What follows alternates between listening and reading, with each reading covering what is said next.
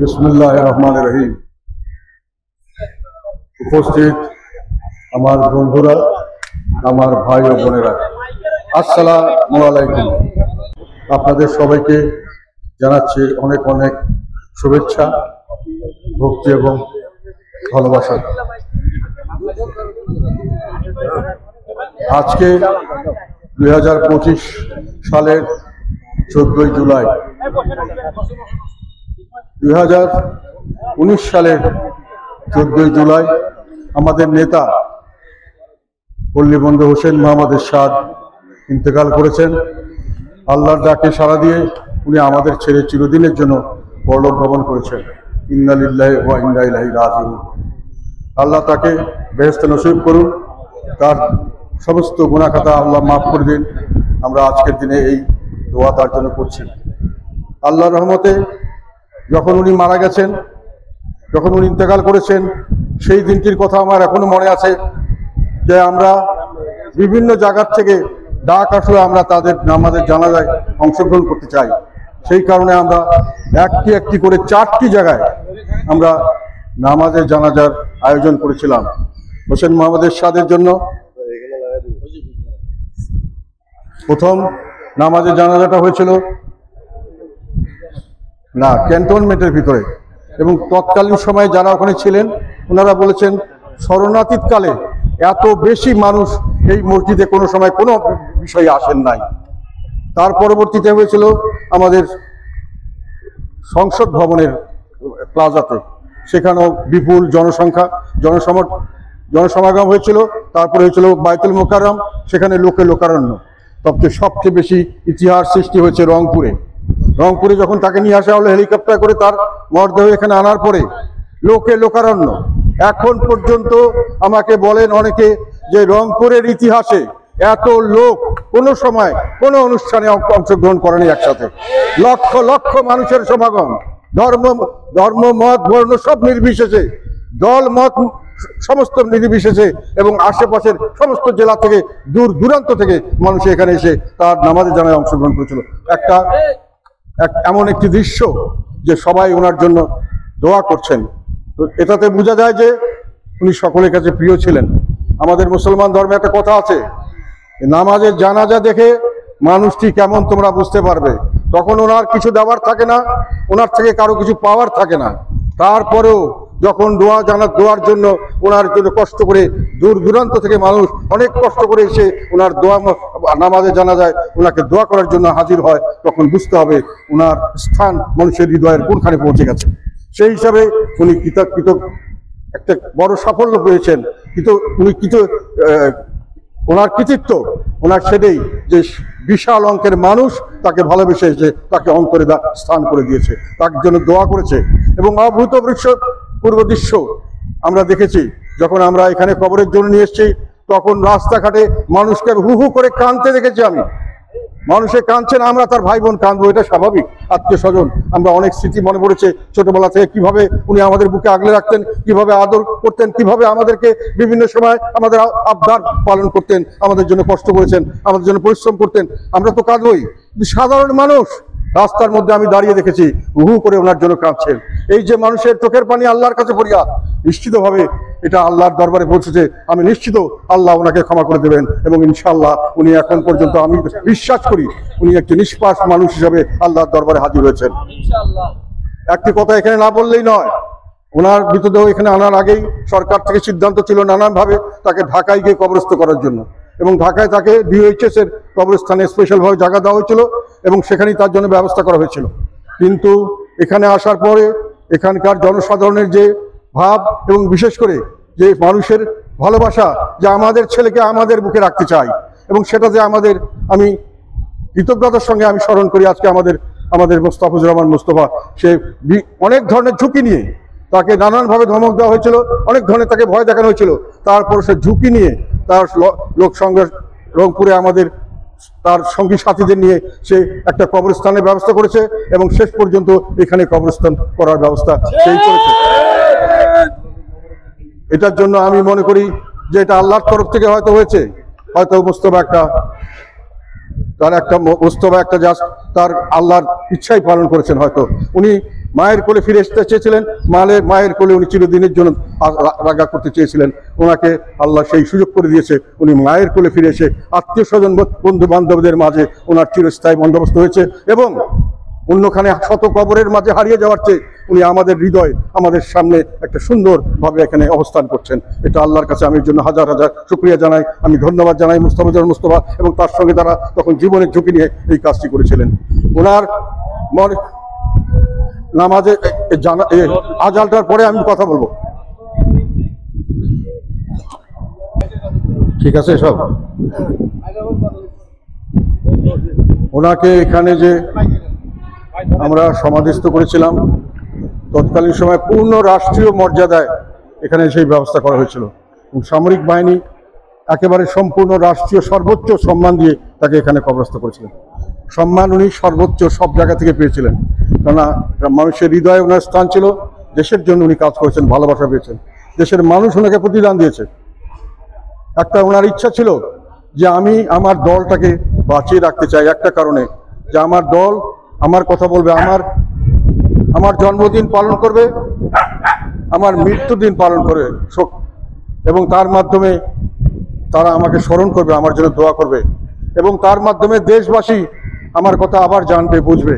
উনি মানুষের হৃদয় চিরস্থায়ী হয়ে থাকতে চেয়েছিলেন এই দলের মাধ্যমে। সেই কারণেই আজকে আমাদের উপর দায়িত্ব পড়েছে এটা, যে কোনোভাবেই হোক ওনার এই পার্টি থেকে আমরা জীবিত রাখবো। এবং এর মাধ্যমে উনি যেটা কামনা করেছিলেন যে ওনাকে আমরা স্মরণ করবো না জন্মদিনে, ওনাকে আমরা স্মরণ করবো মৃত্যু দিবসে, ওনাকে আমরা সার্বক্ষণিক যে কোনো কর্মকাণ্ডে ওনাকে স্মরণ করব, আমাদের মাধ্যমে দেশবাসী ওনাকে স্মরণ করবে। উনি যেটা চেয়েছিলেন মানুষের অন্তরে উনি চিরস্থায়ী অমর হবেন, আমরা ইনশাল্লাহ সেই পথে এগিয়ে যাব। এখন ওনার একটা, আমাকে যখন উনি দায়িত্ব দিয়েছেন, উনি একটা কথা আমাকে বলেছিলেন, এটা একটা গুরুত্বপূর্ণ বিষয়। উনি আমাকে বলেছিলেন যে আমার অনেক কষ্ট করে এই দলকে আমি সাজিয়েছি, আমি জনগণের পক্ষের দল হিসেবে একে সারা দেশের মানুষের কাছে পরিচিত করে দিয়েছি, নানান ঝুঁকি আমি নিয়েছি জীবনের, কিন্তু আমি 2014-এর পর থেকে আমার সেই বিভিন্নভাবে জিম্মি হয়ে আমি জনগণের দল হিসাবে জাতীয় পার্টিকে আর সামনে এগিয়ে নিতে পারি নাই। আমাকে জনগণের জায়গায় কায়েমি স্বার্থবাদীদের কাছে আমাকে বিভিন্ন সময় জিম্মি হতে হয়েছে। এই জন্যই আমার তখনই মনে হয়েছে এই জাতীয় পার্টি হয়তো পচন ধরে গেছে, এইটার মৃত্যুর মুখেই চলে যাবে সামনের দিকে। এটা উনি বলেছিলেন যে তথাপি আমাকে দায়িত্ব দেওয়ার সময় বলেছিলাম, আমি তোমার হাতে দায়িত্ব দিলাম, যেহেতু আমি বিশ্বাস করি যদি এটার থেকে উদ্ধার করতে পারো, এটার থেকে যদি দলকে সত্যিকার অর্থে আবার জীবিত করতে পারো, আবার সামনে এগিয়ে নিতে পারো, তুমি একমাত্র ব্যক্তি, সেটা তুমি পারবে। উনি এটা বলেছিলেন, আমি মনে করি যে শুধু কথা বলার জন্য নয়, উনি আমাকে দেখেছিলেন। আমার চাকরি জীবনের দীর্ঘ জীবনে আমি অনেক সংগ্রাম করেছি, অন্যায়ের সঙ্গে কোনোদিন আমি মাথা পেতে নিয়ে নেই, কোনোদিন আপোষ করি নাই। আমাকে যখন 2008 থেকে 2014 সালে আমি মন্ত্রী ছিলাম, আমি সরকারের কোনো সময়, সে তৎকালীন সরকারের কোনো অনৈতিক বা অবৈধ কিছু আমি কোনো সময় তাদের সঙ্গে সায় দেই নাই। আমি এক সময় একটি বিষয় নিয়ে আমি পদত্যাগপত্র পর্যন্ত দিয়েছিলাম যে আমি মন্ত্রিত্ব চালাবো না, যদি আপনাকে এই ধরনের অর্ডার আমাকে করেন আমি এটা পালন করতে পারবো না, যদি আপনি জোর করেন তাহলে আমি ছেড়ে চলে গেলাম, আপনি অন্য লোক দিয়ে চালান। তারপরে অবশ্য ইনকোয়ারি করে আমার কথা মতোই চলতে হয়েছে। আর 2014 সালে যখন উনি সিদ্ধান্ত দিয়েছিলেন যে আমরা নির্বাচন করব না, তখন আমি সহ শামীম হায়দার পাটোয়ারী সহ আমরা প্রায় 270 জন ওই নির্বাচন থেকে সরে এসেছিলাম। তখনও কিন্তু আমার যে উইথড্রল লেটার আমি দিয়েছিলাম সেটা ইলেকশন কমিশন গ্রহণ করে নাই, এরশাদ সাহেবটা গ্রহণ করে নাই। আমাকে বলা হয়েছিল আপনি চুপ করে বসে থাকেন, বিনা ভোটেই আপনি নির্বাচিত হয়ে যাবেন। আমি কিন্তু সেই অফার আমি গ্রহণ করি নাই। আমি বলেছি যে আমি আমার এলাকাবাসীর কাছে আমি গণমাধ্যমের মাধ্যমে জানিয়েছিলাম যে আমি নির্বাচনে নেই, আমি নির্বাচন করছি না। তথাপি নির্বাচনের পরবর্তীকালেও যখন সরকার গঠন করা হয়েছে তখন কিন্তু আমাকে আবার বলা হয়েছিল আপনি টেকনোক্র্যাট মন্ত্রী হন। আমি আবার বলেছি আমি এই সরকারের মন্ত্রিত্ব হতে রাজি না, যেহেতু আমার সঙ্গে 270 জন এখানে বর্জন করেছে, আমি তাদেরকে নেতৃত্ব দিয়েছি, আমি কিভাবে এখন আবার গিয়ে মন্ত্রিত্ব গ্রহণ করব? তাহলে জাতীয় পার্টি কোথায় থাকবে? এইসব দেখে ওনার একটা ধারণা হয়েছিল যে আমি দৃঢ়চেতা এবং আমি যে কোনো ন্যায়ের পক্ষে থাকি, আমি কোনো সময় এমপি হওয়ার জন্য, মন্ত্রী হওয়ার জন্য রাজনীতি করি না। ফলে ওনার ধারণা ছিল যে আমি হয়তো নীতির মাধ্যমে দলটাকে সত্যিকার অর্থে গণমুখী একটি দল হিসাবে এগিয়ে নিয়ে যাব।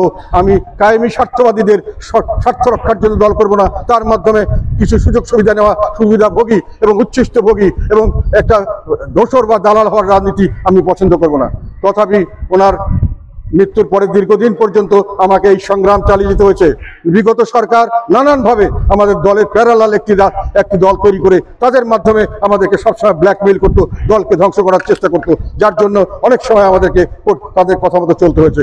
আল্লাহর রহমত 2024-এর নির্বাচনের পরে যখন আবার এই আন্দোলন হলো, আপনারা দেখেছেন 2014-এর কথা আমি যেটা বলতে চাচ্ছিলাম, জাতীয় পার্টি তখন হাস্যকর হয়েছিল কি জন্য?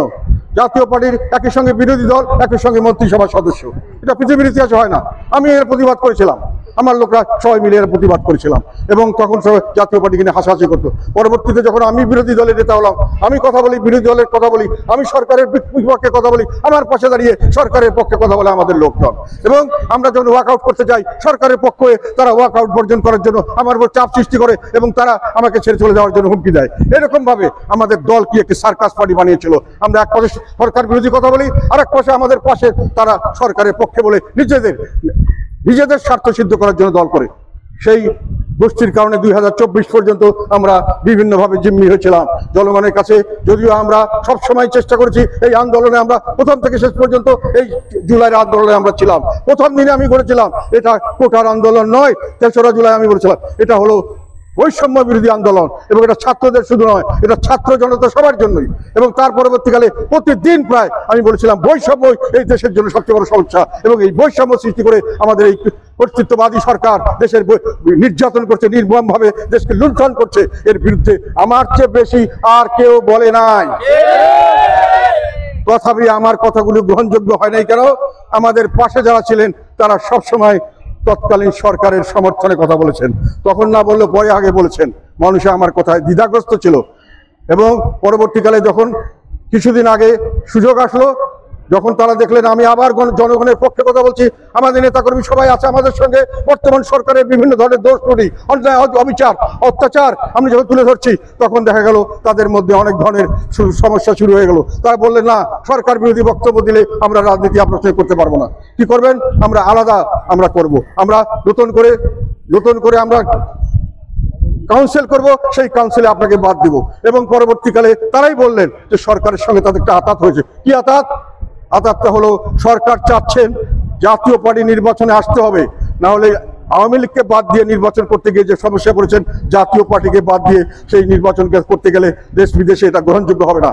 কিন্তু জিএম কাদের সাহেব থাকলে জাতীয় পার্টি জিএম কাদের নেতৃত্বে যথেষ্ট জনসমর্থন পাচ্ছে, বিভিন্ন রাজনৈতিক দল, বিদেশিরা অনেকেই আমাদেরকে সমর্থন করছে, আমরা একটা তাদের জন্য হুমকি হতে পারি।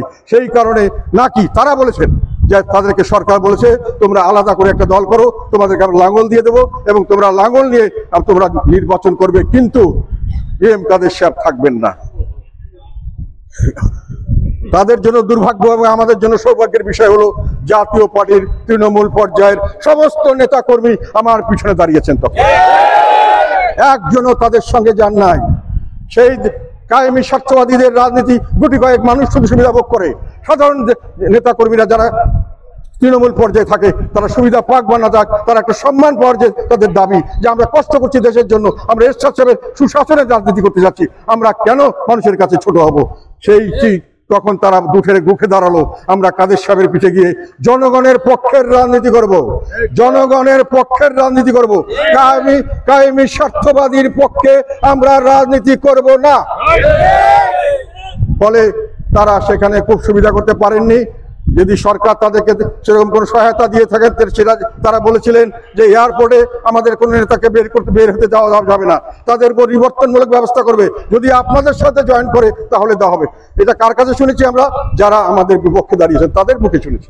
তারা বলেছেন সরকার নাকি তাদেরকে আশ্বাস দিয়েছেন মামলা টামলা তাদের যেটা আছে আমাদের জিএমকে থেকে বাদ দিয়ে আপনারা আসেন, তখন আমরা আপনাদের সেগুলো মীমাংসা করে দেবো। আমরা সত্য মিথ্যা জানি না, তবে এই ব্যাপারে অনেক ধরনের অসমর্থিত খবরে আমরা সরকার এই কাজ করেছেন বলে আমাদের কাছে বিভিন্ন রিপোর্ট আছে। আমরা অত্যন্ত দুঃখিত, এই সরকারের কাছে আমরা এটা আশা করি নাই। তারা এয়ারপোর্টে কোনো কারণ ছাড়া আমাদের প্রেসিডিয়াম সদস্যকে বাইরে যেতে দিবেন না। আমরা তারা ইলেকশন কমিশনে তারা আমাদের যে কোনো ধরনের কাউন্সিল গ্রহণ করবেন, এইসব কথা নাকি তারা বলেছেন, এবং জিএম কাদের বাদ দিয়ে জাতীয় পার্টি করবেন, এটা তাদের বক্তব্য ছিল। যাই হোক, আমি আজকে এই কথাই বলতে চাই যে জাতীয় পার্টি এরশাদ সাহেবের স্বপ্নের রাজনৈতিক দল, জনগণের পক্ষের রাজনৈতিক দল হিসাবে আবার আবির্ভাব হয়েছে। আজকে আবার নতুন ভাবে আজকে জাতীয় পার্টি জেগে উঠেছে। আমরা জনগণের পক্ষের কথা বলবো, তার জন্য ঝুঁকি আছে। আমাদের জেল জরিমানা, কালকে রাত্রেও আমাদের বরিশালে একজন বাদী হয়েছিল, তার আগে আমাদের অফিস ভাঙচুরের মামলায় সেই বাদীকে ধরে নিয়ে গেছে। কালকে আমাদের হাইকোর্টে আমাদের একজন জামিন চেতে গেছিল, অগ্রিম জামিন। বিভিন্ন জায়গায় আমাদের নেতাকর্মীরা বিভিন্নভাবে যে কোনো ভাবেই হোক তারা পাচ্ছে না। প্রায় 8-9 মাস থেকে অনেক আমাদের নেতাকর্মী যারা জেলের মধ্যে আছে, যাদের বিরুদ্ধে শুধু কতগুলো ভুয়া মামলা, এই ছাত্র হত্যার মামলা, যে ছাত্র হত্যার সঙ্গে আমরা ছিলাম, আপনারা জানেন রংপুরে দুটো ছেলে আমাদের মারা গেছে, 4 জন জেলখানায় ছিল, আমাদের শত শত ছেলেপেলেরা পালিয়ে বেরিয়েছে, আমাদের মেয়রকে অ্যারেস্ট করার ব্যবস্থা করা হয়েছিল, আমরা বিভিন্নভাবে আমরা নির্যাতিত হয়েছি। তারপরও আমাদের নেতাকর্মীদের নামে খুনের মামলা দিয়ে সেই মামলায় অ্যারেস্ট করে তাদেরকে কোনো ইনকোয়ারি ছাড়া, কোনো ধরনের চার্জশিট ছাড়া তাদেরকে বিনা বিচারে আমাদের 8-9 মাস 10 মাস থেকে তাদেরকে জেলখানে আটক করা হচ্ছে। নিবর্তনমূলক একটা মানুষকে বিচারের আগে শাস্তি দিতে পারেন না বর্তমান সরকার। এই নিবর্তন কাজ এখনো চালিয়ে যাচ্ছেন, আমাদের নেতাকর্মীরা অত্যাচারিত। কিন্তু আমরা হতোদ্যম নই, আমরা ভয় পাচ্ছি না, আমরা সাহস হারাচ্ছি না। আমরা একে প্রতিবাদ হিসাবে, আমরা একে চ্যালেঞ্জ হিসাবে গ্রহণ করেছি, এবং জনগণের পক্ষে কাজ করার প্রথম কথাই হলো যে আমাদেরকে কষ্ট সহ্য করতে হবে, আমাদেরকে ঝুঁকি নিতে হবে, আমাদেরকে দরকার হলে জীবন দিতে হবে। সেই রাজনীতির দিকে আমাদের জাতীয় পার্টি এগিয়ে যাবে। যারা এতদিন পর্যন্ত কায়েমি স্বার্থবাদী গোষ্ঠীর সমর্থন করে ব্যক্তি স্বার্থ এবং গোষ্ঠী স্বার্থ উদ্ধার করার রাজনীতি করেছেন, যাদের মনোমানসিকতা সেভাবে তৈরি হয়েছে, সেই সমস্ত লোক আমাদের দলে থাকতে পারবে না, থাকবে না। পরিষ্কার চিনতে পারবেন, যখন কোন রকমের প্রোগ্রাম করব অনেক লোক দেখবেন আসবে না, অনেক পুরানা, অনেক আমার ত্যাগ, অনেক কিছু, কিন্তু এইসব প্রোগ্রামে তারা আসবে না। কেন? তাদের রাজনীতির সঙ্গে এই রাজনীতি খাপ খায় না। তারা হলো দেনাপানার রাজনীতি, পয়সা দেবেন, আসবো, পয়সা খাইয়ে দিয়ে চলে যাবো। ইলেকশনের সময় এমনি ইলেকশন হয়ে যাবে, আপনারা যেভাবে হোক আপনি এখানে শো দেখাবেন। ওই রাজনীতি আমরা আর করব না। জাতীয় পার্টি টিকুক নাটকুক, যারা এরশাদ সাহেবের কথা হলো আমার পার্টিকে সামনে এগিয়ে নিয়ে যেতে হবে, মান সম্মানের সঙ্গে থাকতে হবে, যাতে জাতীয় পার্টি আমার জন্য কথা বলে এবং দেশের মানুষ আমার কথা স্মরণ করে। আমি চিরদিনের জন্য মানুষের হৃদয়ে স্থান করে দিতে চাই এই জাতীয় পার্টির মাধ্যমে। এটা ইনশাল্লাহ আমরা সামনের দিকে করে দেবো। এবং সেই জন্য আর একটা কথা এখানে বলতে চাই, বর্তমানে কয়েকদিন আগের ঘটনা আমি জানিয়েছি, বর্তমান দেশে চরম নিরাপত্তাহীনতা চলছে। কোনো মানুষের কোনো নিরাপত্তা নাই। সকালে বেরিয়ে সন্ধ্যায় আপনি ফিরবেন কিনা কোনো খবর নাই, আপনার ছেলে মেয়ে ফিরবে কিনা কোনো খবর নাই, আপনার স্ত্রী পুত্র কন্যারা ফিরে আসবে কিনা কোনো খবর নাই। আপনি সন্ধ্যা পর্যন্ত আপনি চিন্তায় থাকবেন, আপনি বাইরে গেলে আপনার পরিবার চিন্তায় থাকবে, আপনি ফিরবেন কিনা ঠিক নাই। শত শত মানুষকে খুন হচ্ছে না, হচ্ছে না, কিন্তু মানুষের মধ্যে ওই ভয় ভীতিটা চলে গেছে। আরেকটি হলো অনিশ্চয়তা, মানুষের মধ্যে অনিশ্চয়তা। দেশ কোথায় যাচ্ছে? আমরা কোথায় চলে যাচ্ছি সামনের দিকে? আমরা কি একটা গৃহযুদ্ধের দিকে যাচ্ছি? আমরা কি একটা দুর্ভিক্ষের দিকে যাচ্ছি? আমরা কি একটা ব্যর্থ রাষ্ট্রের দিকে যাচ্ছি? আমাদের কি কোনো গতি হবে না? আমরা কি আবার উন্নয়নশীল উন্নত জাতি হওয়ার জন্য পথে দাঁড়াবো না? এই হলো অনিশ্চয়তা।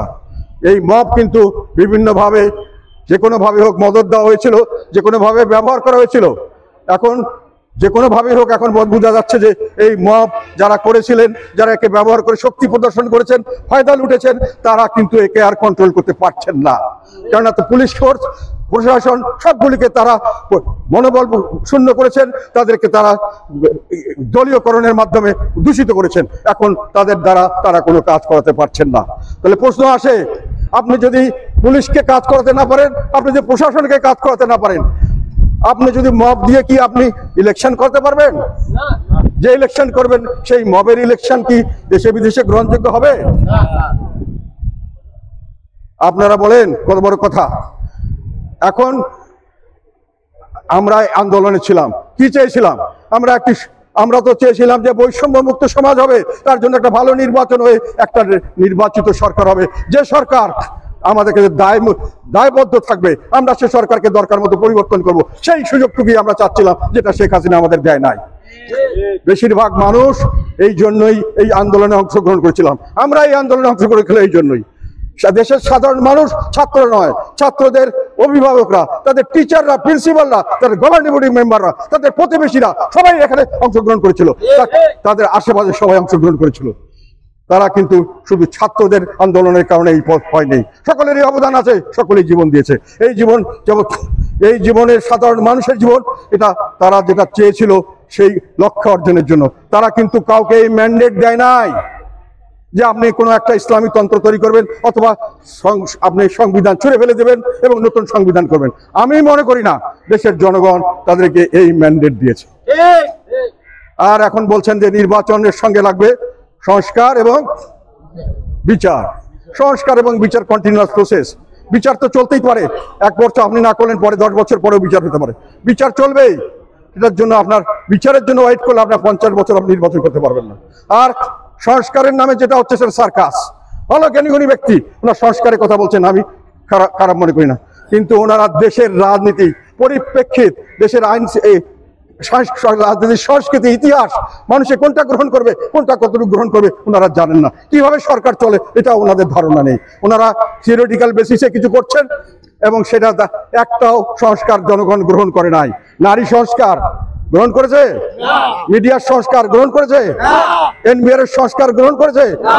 কোনোটাই মানুষ গ্রহণ করছে না। এখন ওরা বসে হেডটেল করছেন, 3 জন বলছে এই, 4 জন বলছে এই, তার মধ্যে আমাদের বাদ দেওয়া হয়েছে আর একটি বড় রাজনৈতিক দলকে বাদ দেওয়া হয়েছে। ফলে আপনারা 50% লোক নিয়ে সংস্কারের কথা বলছেন, পার্লামেন্টে এগুলো পাস করতে হবে, তখন আমরা কি করব? আমরা কি আপনাদের এই সংস্কারগুলো পাস করব?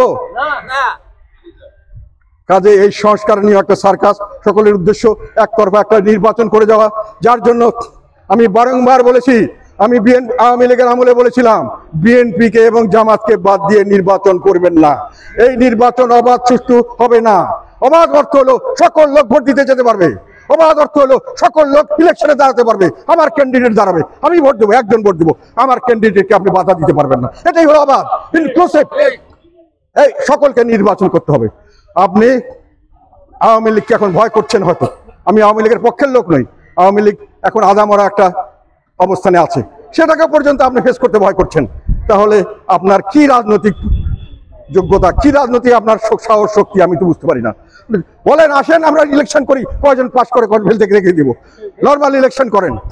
ফলে এই মব তন্ত্র দিয়ে ইলেকশন যেমন হওয়া সম্ভব হবে না, স্বচ্ছ নিরাপদ, এবং এই যে সরকার দল একটা করেছেন, যে দল রেজিস্ট্রেশন হয় নাই, সেই দলকে নিয়ে ওনারা সিম্বল হবে কি না হবে এটা নিয়ে মারপিট করছেন। ওনারা কবে যাবেন, কি করবেন, তারা কি বলছেন এটা নিয়ে মারপিট করছেন।